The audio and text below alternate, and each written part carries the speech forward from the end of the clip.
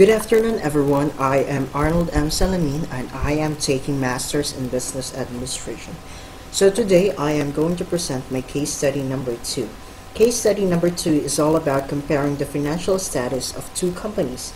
So I chose the tobacco industry because it is easy to analyze when I formed the financial planning and analysis, and it's quite interesting. It is an interesting industry knowing that tobacco is one of the most widely used addictive substance in the world. So that means that the industry's growth is inevitable and it contributes a lot to the economy. So the two companies that I am going to compare today is Philip Morris International and North Carolina Tobacco International. Alright, so first off, Philip Morris International. Philip Morris International is an American global cigarette and tobacco company with products sold in over 180 countries outside the United States. The most recognized and best-selling product of the company is Marlboro. So their aim is to meet the expectations of adult smokers by offering innovative tobacco products of the highest quality available in their preferred price category while generating superior returns for shareholders. So they operate with integrity and are focused on responsibly delivering long-term sustainable growth. So their aim is to reduce the harm caused from smoking by supporting effective evidence-based regulation of tobacco products and through deep investment in developing and assessing products with the potential to reduce the risk of tobacco-related diseases. So it's a public type of company. It's a tobacco industry, so founded in 1900, so that was 117 years ago. So its headquarters is in New York City, in United States of America. So area served worldwide, excluding the United States. So the CEO is Andre Calantzopoulos and Louis Camilleri, so that he is the chairman. So the products: cigarettes, cigars, can fine cutting, rolling tobacco, snuff, rolling papers, and tubes. Okay, so as you can see here, it shows the revenue, the operating income, the net income, total assets, and total equity in 2014. The number of employees working in Philip Morris International is 82,500. So that is in 2014. So its website is www.pmi.com. So it has 80,000 plus employees around the world. So that's a lot of employees working for PMI, and it has 400 plus research and development scientists, engineers, and technicians working on smoke-free products. 180 plus markets where our products are sold. So its competitors are, so we have number one, we have Universal Corp, Alliance One International, Reynolds American, Schweitzer Mauduit International, Altria Group, British American Tobacco Industries, Turning Point Brands, and then we have the PMI, and also we have the Vector Group. So these are the products that PMI sells in the market. Okay, so we have here the most famous one, which is the Marlboro, which is top 1 in the top 15 international brands in the market. So we have Marlboro, L&M, Philip Morris, Bond Street, Chesterfield, and Parliament Lark, and we have 7 brands in the that is considered famous or well-known in the market. Carolina Tobacco International. So NCTI has just opened and introduced itself in the market in 2015. So in this presentation, everyone, we won't be able to forecast the future financial status of NCTI, which is as shown in the income statement and the balance sheet. So for background of NCTI, so North Carolina Tobacco International launched last week with 4 production lines at the former DAC Products plant at 340 E and C 67 bypass in East Bend. It has 20 employees. Well, that's good for a start. At its at its 63,000 square foot plant. NCTI is the result of collaboration between Hauser investor Sam Kim, Eddie Dotson, who worked at RJ Reynolds for 36 years as a mechanical specialist, and Ed Van Deventer, founder and owner of 23 national and international companies. So Hauser said, the four men have invested about $4 million into the firm thus far. The company makes products from major tobacco brands as well as its own brands and serves customers both in the United States and internationally. Hauser said that the company's name was chosen deliberately as about 60% of its discount cigarettes, filtered cigars, and pipe tobacco are being made for export. So the other 40% is being made for domestic clients as private label products being sold mostly in small stores and tobacco outlets. Hauser declined to identify clients.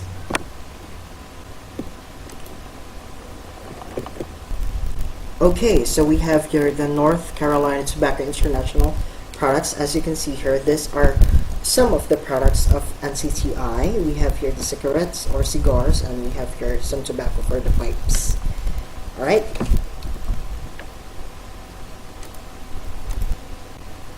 Okay, so the purpose of conducting this financial process is to know the financial status of the two companies. So we are going to describe each of the activities, resources, equipment, and materials that are needed to achieve the objectives of the company, as well as the time frames involved. So how are we going to do that? So we are going to perform the financial planning and analysis process. So as you can see here, we have 6 processes.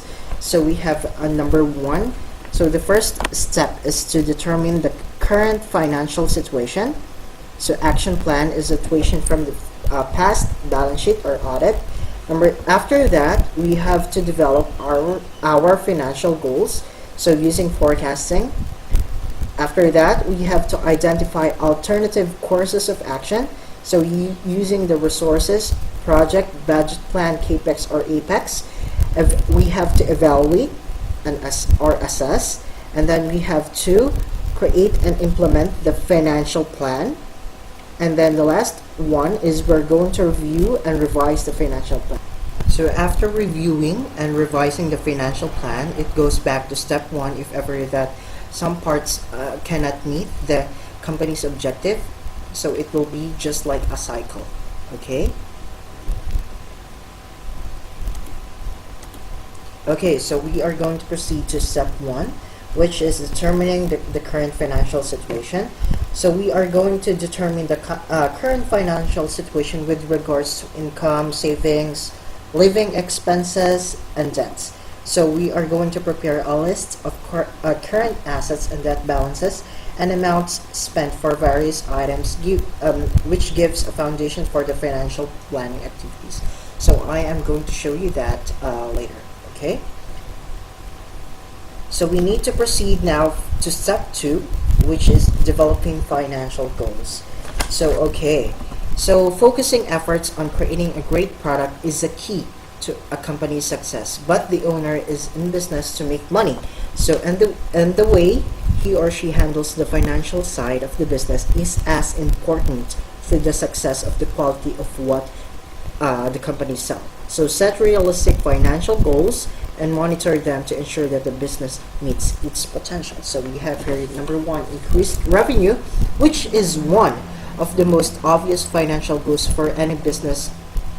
Revenue differs from sales in that sales refers to units while revenue refers to amounts. So don't set a generic goal of increased sales. So work to set specific revenue goals, everyone, and review and adjust them each quarter as necessary. Okay, so we have number 2, which is the decreased costs, because many small businesses owners fail because they don't control the costs. So the difference between profit and loss is often not sales volume but cost control. So we're going to decrease that for which is part of our goal. So we have number 3, improved margins. So another way to improve our profits without increasing sales or revenues is to set a goal for improving our profit margins.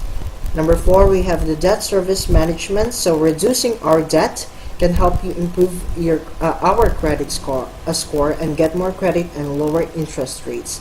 So if we have a balance on a credit card, pay it down faster. Look for a new credit card that offers a low interest or interest-free balance transfer, or simply call the credit card company and ask if they will reduce your rate. So that is just an example, or just to make it clear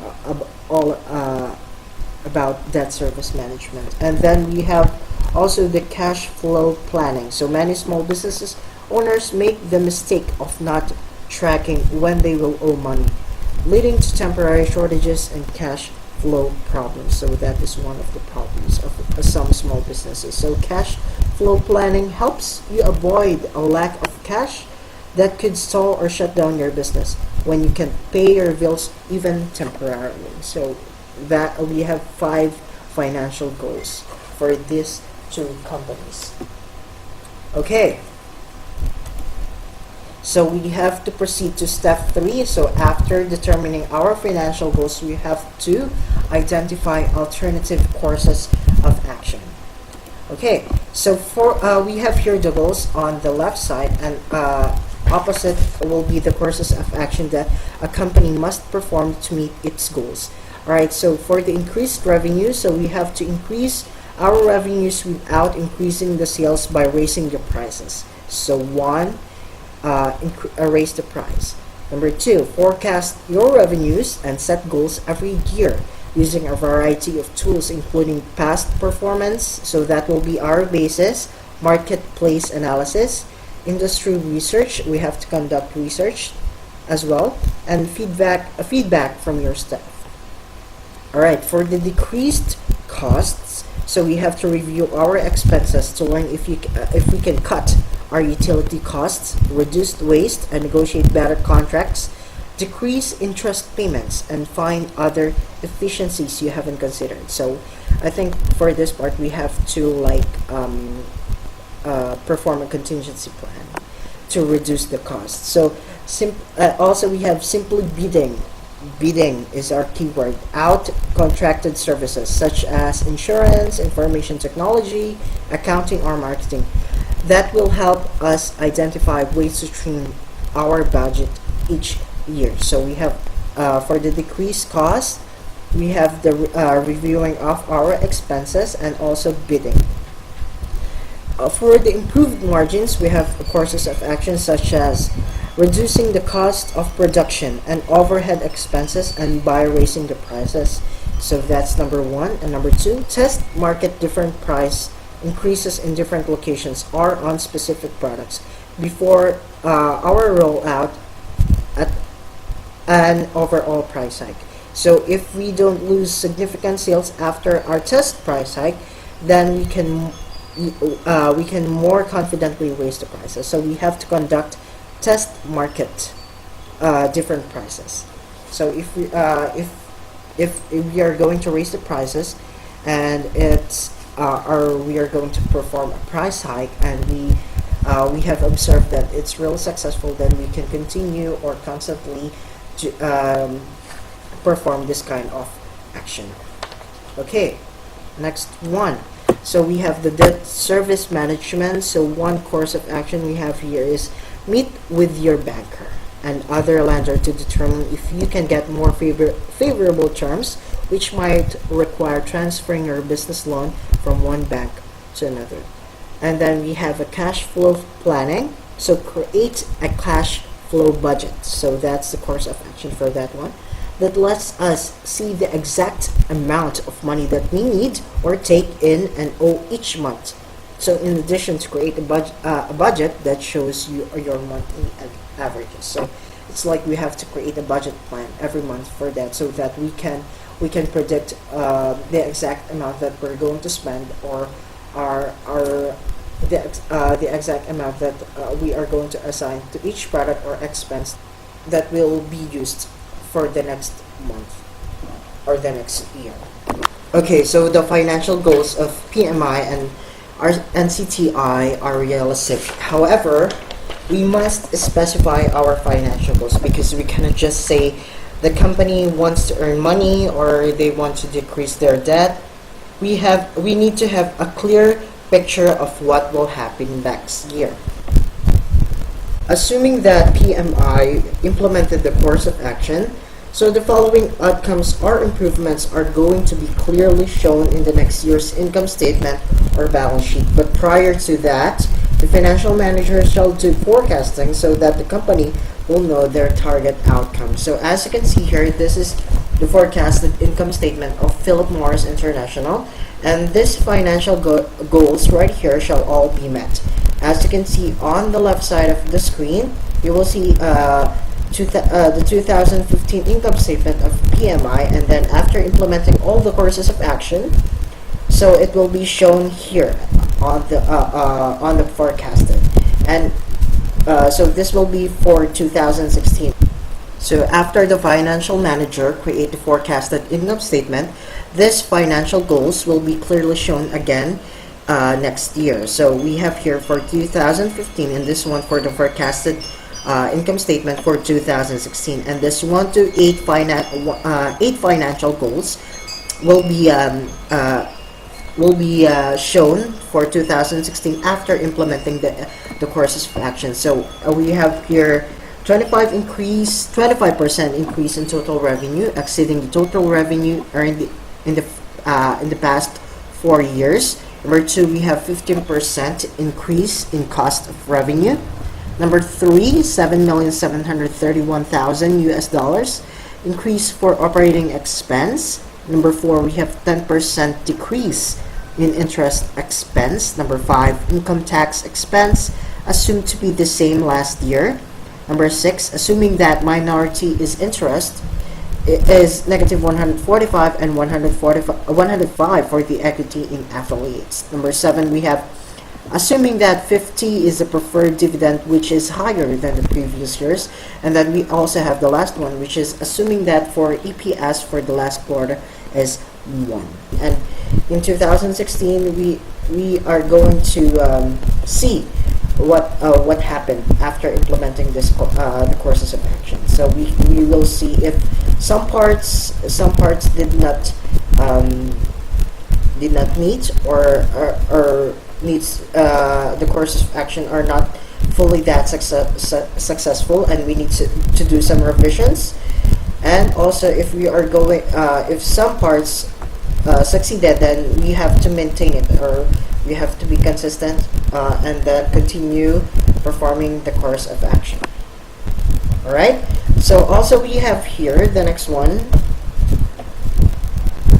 Okay, so after the forecasted income statement, we have here also the forecasted balance sheet will be that will be set by the financial manager.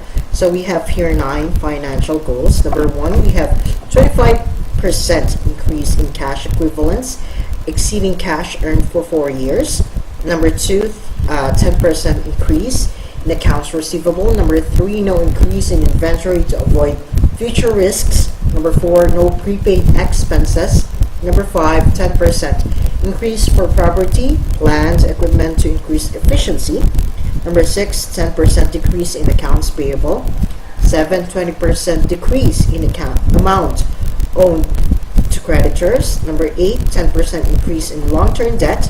And 9, 10% increase in retained earnings. So again, this will be clearly shown in 2016. After the forecasted income statement and forecasted balance sheet, we will also have our budget plan for 2016. So as you can see here, this is the budget plan of Philip Morris International for 2016. So we have here the general and administrative expenses. We have here the description below, and also the year, our target year, and also we specify the amount.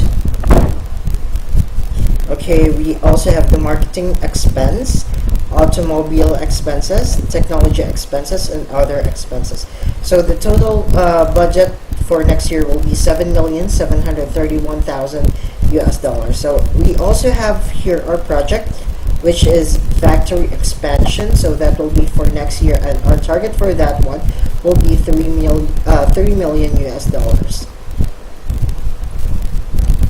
Okay, just to specify, so we have here the capex and the opex, the capital expense and the operating expense. This I made this one for the factory expansion. So as you can see here, the capital expense for the factory expansion includes factory insurance, factory utilities, so the expenses. We also have the salaries for the staffs, also the benefits, the supplies and the equipments, and the product transport. So that will be equivalent to 3 million US dollars. And then the operating expense we have here on the right side. This one is for the 2016 operating expense. As you can see, the amount for the total expenses is connected in the forecasted income statement. So this is the breakdown of the total expenses for the next year. So after the capital expense and the operating expense, we also have here our contingency plan. So we have here 5 events. We have natural disasters such as flood, factory damages, site accident, asset security, tobacco-related litigation. So we have a budget for that. So as you can see on the left side, we have for natural disasters, we have $1 million. Asset security, 1 million as well. Site accident, $500,000. Factory damages, $850,000. And litigations, we have 2 million. So that the total plan cost for our contingency plan will be $5,350,000 US dollars. Okay, next, so we have here now North Carolina Tobacco International. As what I said earlier, we don't have the forecasted income statement and balance sheet for this company since it just introduced itself to the market last 2015. Okay, so we only have here our budget plan for NCTI, and the total expense for that will be $2,278,000 US dollars. And then we have 3 projects for NCTI. So for PMI, we only have factory expansion, but for this one, for a new company, for a fresh company, we will be having 3. So we have factory expansion that will cost them $1,010,000. Business expansion in 4 states, so we will expand. We will have branches. We will have factories in different parts of the country. Our target is $2,552,000, and we have acquisition of new software system for upgrade. So we have here we have $273,000 for this one. Okay. For the capital expense, for the factory expansion, you will see here that it clearly shows the same thing with PMI. However, the cost is different. So the total project cost will be $1,010,000, and then for the system upgrade, we have $273,000. I'm sorry. Okay, so, and then we also have here capital expense for the new branch in the South State. So this is the breakdown. So we have here the general administrative expenses, marketing expenses, automobile expenses, technology expenses, etc., and that will cost them $2,552,000. And we also have here the operating expense of NCTI for the year 2016. Okay, so we also have here the contingency plan of NCTI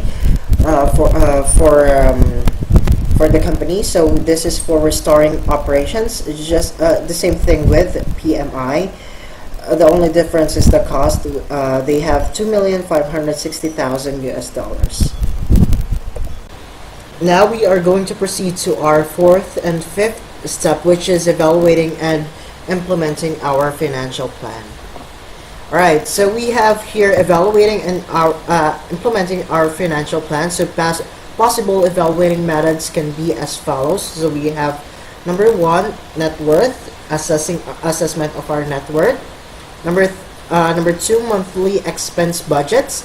Number three, market and growth potential. Now, for number one, net worth. So one of the main evaluations that the financial department conducts is the assessment of the company's net worth, which is highlighted in the company's annual report. It is being used for with the hopes of attracting, potential investors and stockholders. So the net worth of a business is the total sum of the liabilities subtracted from the owned asset values of the business, and if the company has a negative worth due to outstanding banking loans and unpaid taxes, that the financial evaluation may lead analysts to create a plan to lower their liabilities and increase the assets. So assessment of the company's net worth, which can be seen on the company's annual report, is one of the possible evaluating methods. So we have monthly expense budget. So a business has a monthly operational budget that shows how much the business has income and how much it has in expenses. So a financial evaluation of the company can include analyzing the monthly budget to see how the business is spending the money. So to earn a profit, the company must spend less than it is earning to have a monthly profit. So one of the financial evaluation technique is to add up everything the company is spending on a monthly basis and compare it to the income. So the financial planning and adjustments may be needed if the business have only a negative income each month. Alright, and next one, we have the market growth and potential. So this is the last evaluating methods for our financial plan. So the financial standing of a company can be improved by changing the company's approach to the market. So financial analysts may spend time analyzing the market in terms of its growth potential for the particular products or services the business offers. So if the company already has many direct competitors on the market, the financial analysts may see earning potential if the company takes the product development or service in a slightly different direction. So this type of financial evaluation technique is a pre-planning technique. So we have here three possible evaluating methods. So we have assessing the company's net worth, our monthly expense budgets, checking it monthly, and also we have here analyzing the market growth and potential. Now, okay, so after evaluating, now we are going to implement the financial plan. So how are we going to do that? So when implementing a financial plan, we will probably need to rely on expertise of a few specialists. So these professionals can help you draft legal documents, find the right service for your needs, and help the leverage of a specific program or opportunity. Okay, now, so after evaluating and implementing our financial plan, so after that, we are going to review our financial plan if it's successful or not. So, okay, changing our financial plan too often will be as bad as not having a financial plan at all. So then again, there is no ideal fixed period after which reviewing a plan can be recommended. So it is up to the company to decide on how it is often or they review the plan. So every 6 months, or every year, or every 2 years, or every 5 years. So the factors that will guide you regarding how often you should review your plan are. So we have here three. Number one, we have financial products, the goals, and the personal factors. So the financial products, this type of financial products that you have invested in. So if there are products that are maturing at short intervals, you may have to review our plan more often. So, and then we have our goals, the goals that we had set. So if we have many short-term goals, as each goal is achieved, we also need to review our financial plan. And then we also have our financial factors. So if the number or your dependence increases or decreases, we need to review again our plan. So if our income increases or decreases, review it, and so on. So revising our financial plan involves deciding if all goals that we had set are still relevant, and then deciding if the time frames that we had set for the goals are still the same as we had previously decided, and then are the financial instruments that we had chosen to meet our financial goals going as per plan. Okay? So after making revisions, now we are going to reconstruct our financial plan. So it involves deleting goals that we had already achieved or do not wish to achieve anymore from the plan. So it also involves adding fresh goals to it. So and then we also have changing the time frames that you set for the goals if necessary. If we want to make it short or longer, then we can do that as well. And then we have investing and disinvesting in financial instruments if necessary. If we don't need some instruments, then we are going to delete or omit that to our financial plan.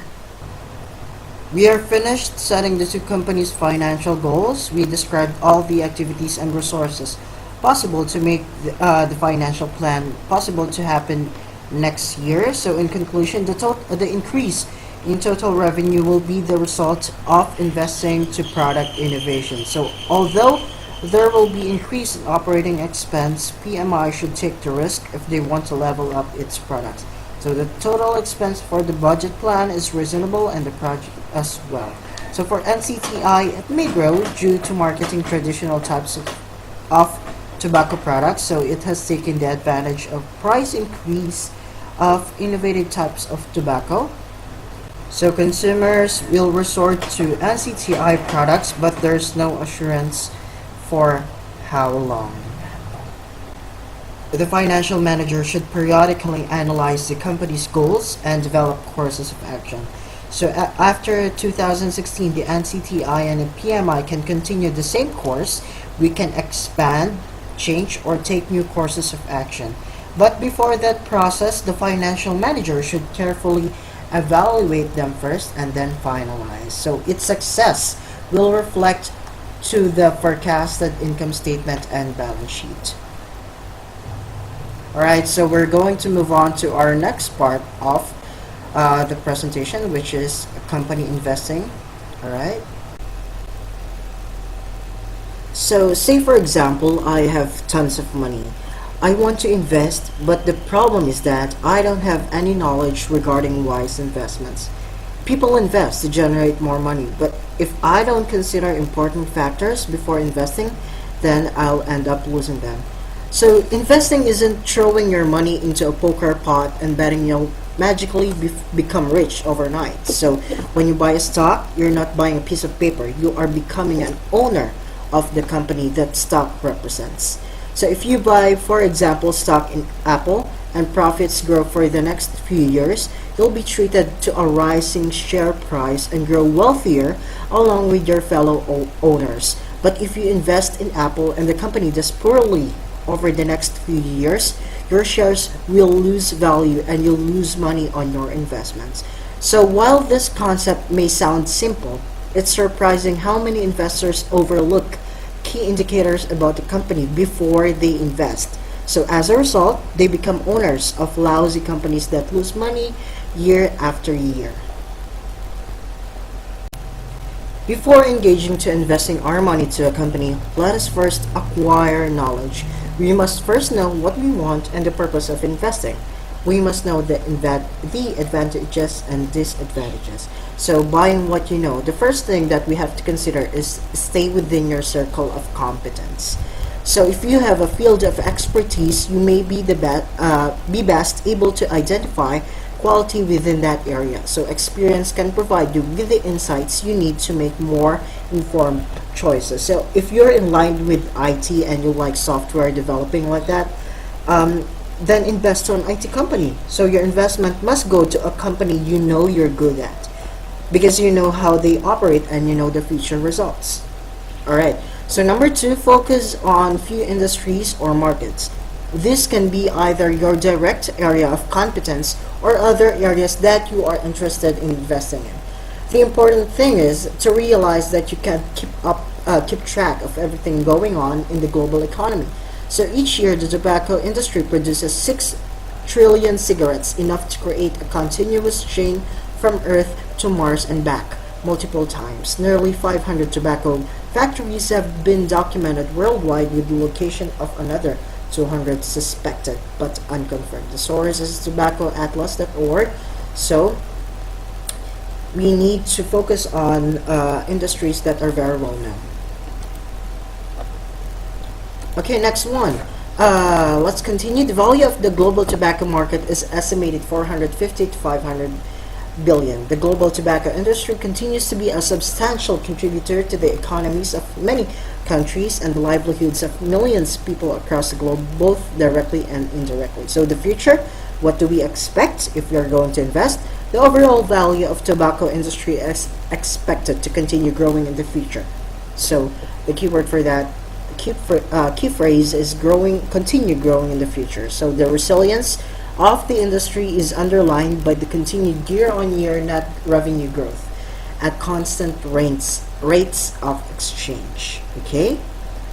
Next, we have number 3. Stay up to date on news with that industry. So focus your energy on a few key areas and become knowledgeable on the happenings in them. So look for things like trends, mergers, acquisitions, relevant legislations, changes, and any global events that may affect your chosen market. So we need to know what's going on, because what if the company you're planning to invest to is slowly falling down? So many controversies, issues, some sorts like that, which brings the company to a great danger. So we must be careful before investing. We need to know what's going on.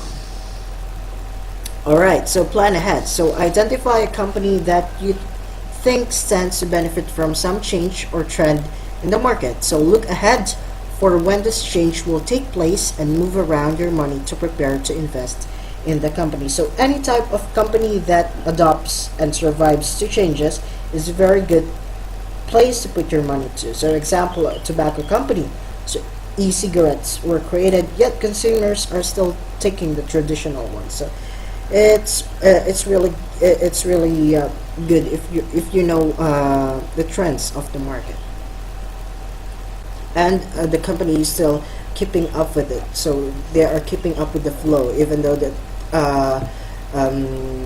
there are some sort of innovation like that. The companies that can keep with it is a place for good investment. Okay, so we have here the ranking of the largest international tobacco companies that are currently existing. So this ranking depicts the leading tobacco companies worldwide in 2016 based on net sales. So the first one is Imperial Tobacco Group, and then we have Philip Morris International, which ranks second. So, and also we have here the top 5 largest international tobacco companies. So since we are focusing on PMI and NCTI, then we are going to our investment to Philip Morris International. So if ever that we are considering NCTI, then we must first to know the background of the company, and also if ever that they will keep up or survive for the next years. And also we have to look to their annual reports, and also as what I discussed earlier, we have to consider some factors before we invest in this kind of company, since NCTI has just introduced itself to the market last 2015. So we have to be careful. We have to consider some factors first.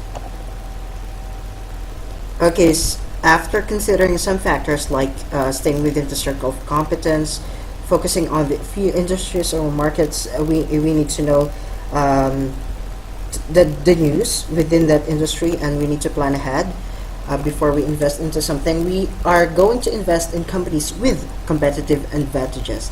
So we have some factors as well, or a few key indicators. Number 1, understand competitive advantages.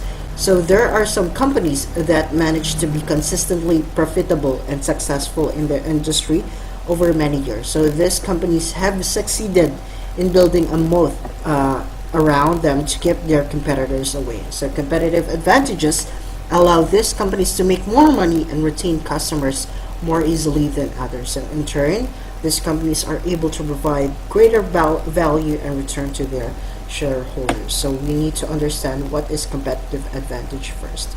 All right, the second one is invest in trusted brands. So we have here PMI and NCTI. So which one is trusted?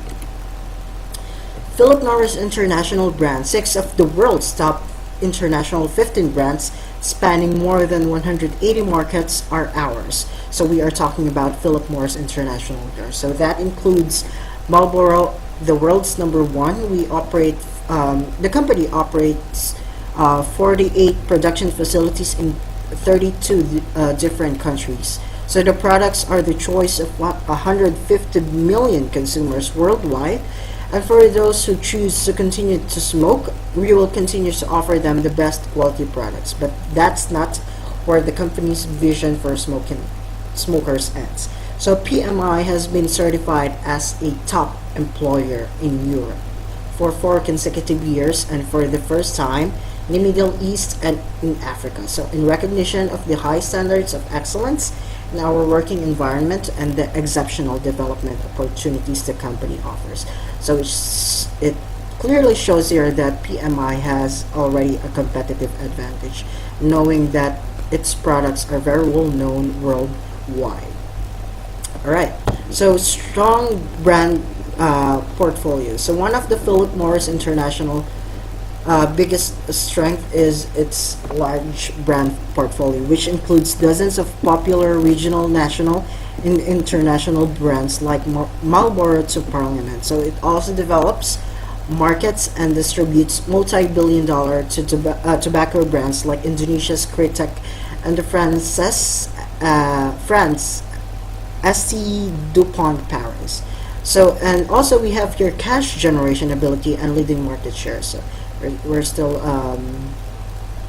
talking about PMI here. So has geographically diverse business. So the global demand for its high margin products help the company maintain a healthy cash flow growth, which it uses in turn to fund innovative products. So the company has a market share of 15.6% of the total international cigarette market outside the United States. So according to Forbes report cited in Statista, Philip Morris came in first among the leading top 10 tobacco companies worldwide in 2014. So based on its net sales of $29.8 billion US dollars, the highest among its peers, Japan Tobacco, British American Tobacco, and Reynolds American reported revenues of 23 and 22.7 respectively. So Altria Group as a whole had a revenue of only 17.9. So the leading one for cash generation is PMI. So, and then we have here emerging market opportunity. So in many emerging markets like Eastern Europe, Africa, and the Middle East, the popularity of smoking is increasing with rapid population growth. So this is an advantage for PMI. Philip Morris has identified these countries as emerging smoking markets. So accordingly, the company has invested in new ventures in the United Arab Emirates and Jordan over the past few years. So the PMI is taking the advantage that the countries that I stated increases when it comes to popularity of smoking. Okay, so we have here the tobacco industry growth timeline. So as you can see here, this is the timeline of the tobacco growth from 2001 up to 2011. So as you can see here, we can see more of PMI growing on this part, 2011. Okay, from 2006. So just focus on the growth timeline, and then we will gain knowledge on what company are we going to invest into. Alright, so we also need to consider North Carolina Tobacco International. So we need to have a background about this company. So the company's production scope is similar to that of Renegade Tobacco of MOX bill. For example, NCTI chose filtered cigars and pipe tobacco production in part because those products enjoy a federal tax loophole that anti-tobacco advocates are lobbying Congress to close. So Hauser said that the company's name was chosen deliberately as about 60% of its discount cigarettes, filtered cigars, and pipe tobacco are being made for export. There are no plans to produce electronic cigarettes, however, and vaporizers. The other 40% is being made for domestic clients as private label products being sold mostly in small stores and tobacco outlets. Hauser declined to identify the clients. He also said that his company has hired former Reynolds and Renegade production workers, and there are plans to increase the NCTI workers from 20 to 75 employees at full production. So Pat Sheehan, owner of the Tar Heel tobacco retail chain, said NCTI could find a profitable domestic niche with discount cigarettes given how the big three manufacturers continue to raise pricing on their premium and discount brands. So price increases have pushed some blue-collar smokers to lower cost brands, whether Marlboro Special Blend and Reynolds Pall Mall or deeper discount options. So as long as the federal tax on filtered cigars and pipe tobacco remains below that of traditional cigarettes, there's profit to be made in those categories, Sheehan said. So Sheehan also said price increases also are spurring some smokers to choose roll your own cigarettes, filtered cigars, electronic cigarettes, and vaporizers. So I think that the point of giving you information about North Carolina Tobacco International is that the company is continuously growing, knowing that there is something going on in the market, like the consumers are trying to consider filtered cigars and pipe tobacco more than traditional cigarettes. And also we have here that it says here that the company is slowly growing or could find a profitable domestic niche with discount cigarettes. Okay, so maybe in the future we can consider NCTI, okay, for investments. All right, so after that we have to evaluate as well before we invest. Evaluate what? Evaluate the company's performance and valuation. So we have your first key indicator or key factor, check the quality of management. So we are going to consider as the management as well. This doesn't just mean the management has provided good financial results recently. Rather, look for indications of other important qualities like responsiveness, adaptability to changes, as what I've said earlier, to capacity for innovation and organizational ability. So future innovative strategies, we are talking about Philip Morris International platform or different stages for development. So we have here 4 stages. So the first one, develop heat controlled tobacco sticks called IQOS or IQOS, which have already been commercialized. And then next one the next stage uses carbon heat to generate an aerosol by heating tobacco. Third stage creates an aerosol from nicotine salt, which is formed by the chemical reaction of nicotine. And then the last one will cover e-vapor products, which are in the process of being commercialized. So the realization of the innovative strategies are clearly shown and elaborated in the annual reports for the year 2015. So we are not only talking about the management doing at its best in providing good financial results to the company. So we must also need to look for some indications. Okay, so PMI is doing very well when it comes to management or performance, since it has its own stages of development. Okay, so the following shows how PMI really focuses on the quality of good management. So we have here Philip Morris new innovative products into risk-free tobacco market. So that is about research and development for innovation. We also have here e-cigarette innovation versus peers, and we also have going electric.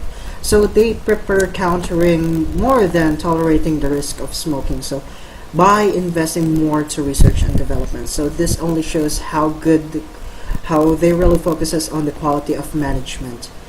Okay. All right. So next one. So another evaluating methods when we are trying to consider the performance and valuation. Watch for management changes.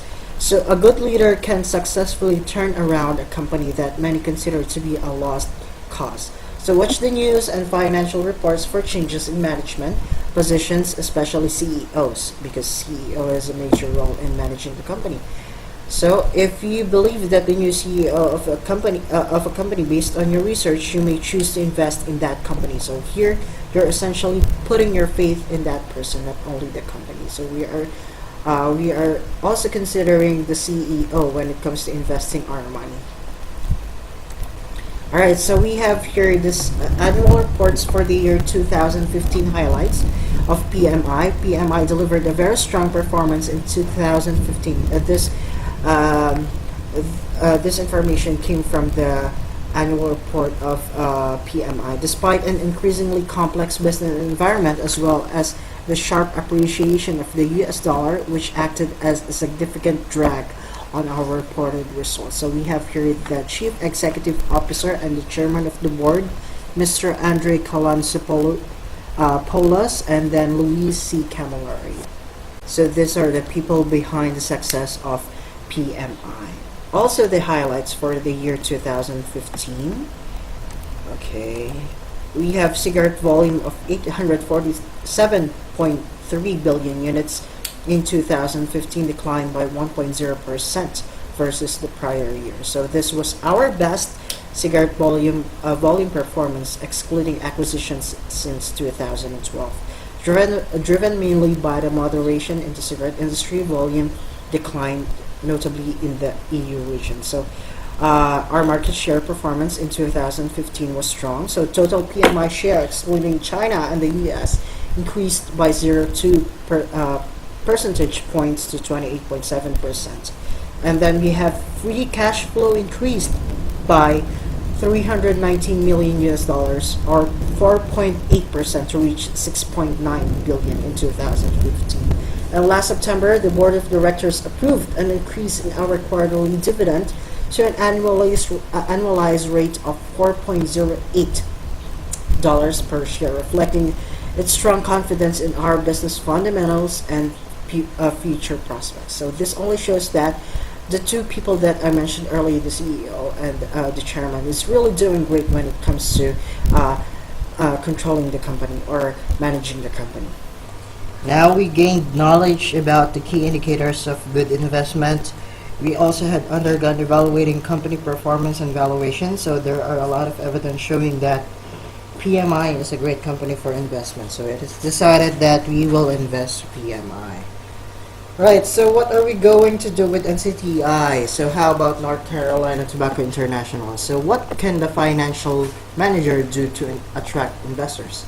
So there are also some factors a company manager or financial manager should consider, assuming that I am the financial manager of NCTI. So the following are needed to be considered and not to be overlooked, because we already have set goals for NCTI and also PMI, and we need to achieve that. So we need to follow the following measure. We need to follow some factors. Okay. So number one, before pursuing a project, included in the capital expenditure of NCTI, it must be first undergo evaluation. So we must, after submitting a project, it must be first be evaluated before implemented. So here decisions have to be taken on whether or not a particular project is acceptable, based on the use of an appropriate appraisal technique and on the laid down decision criterion. So I, the finance manager, must use the right technique to avoid wrong decisions, bearing in mind that the financial implications such decisions can bring to NCTI. So all the projects must firstly be properly evaluated before selection, so that the company's money will not be a total waste. So we have to first evaluate the project before we implement or we or make it happen. All right, next one. Medium-term sources of finance. So since NCTI has just started operating 2 years ago or last 2015, so I, the finance manager, will seek sources of funds to be utilized for operation purposes. So medium-term sources of finance provide funds on fairly permanent basis lying between 1 to 7 years. So I will utilize the funds obtained to finance fixed assets and future investments in stocks and debtors. So repayment are usually from cash flows generated in the future years and are made in regular periodic installments. So this one is for funding the company, all right, for its operation purposes. Okay, so next one we have cash management. So I, the finance manager, should not keep idle cash as this type of cash does not earn any income. So I will look for marketable short-term investments in which I can invest surplus funds. So we don't just keep the money. We make it move by looking for marketable short investments or any type of investments available in the market, so that the company will earn more and not stock the money. I must also need to maintain the balance between too much and little too cash. So the fundamental rule is that a company should not hold more cash than is necessary so as not to lose some profitability, and should not have less than is needed so as not to suffer liquidity problems. So to achieve balance, I must apply effective and efficient cash management.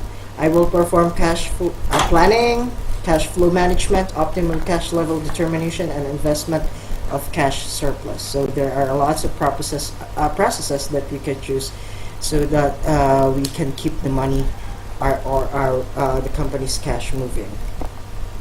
Okay, number 4, credit policy. Investment of funds in accounts receivable is one of my functions. So if we will not give credit, we will lose profit. So on the other hand, if the extension is not properly controlled, the company will face substantial degree of risk. So I, the finance manager, must establish credit policy which influence the level of receivables. So we need to create rules and regulations for giving credits. So the company's investments in accounts receivable or debtors depends on the volume of credit sales and collection period. So this can be influenced by the variables credit standards and analysis, and credit terms and collection policy and procedure. So I must first evaluate the credit policy that will be established, and then NCTI can be either lenient, meaning we can grant credit for longer periods to customers whose credit worthiness is not fully known, or we can be stringent, meaning we can grant on a highly selective basis only to customers who are financially strong. Okay, and then we have investment in inventory. So I, the finance manager, will analyze the behavior of inventory alone and report its implications to the operating managers. The reason is that inventories constitute a major component of the current assets of the company, so therefore needs to be managed and controlled. So lack of proper management may affect the profitability of the company. So I will see that optimum amount of funds is invested in inventory and also be familiar with the inventory control techniques. So the aim is to reduce inventory and increase the firm's prospects of making more profits, thereby satisfying our shareholders. So we need to control investment in our inventory.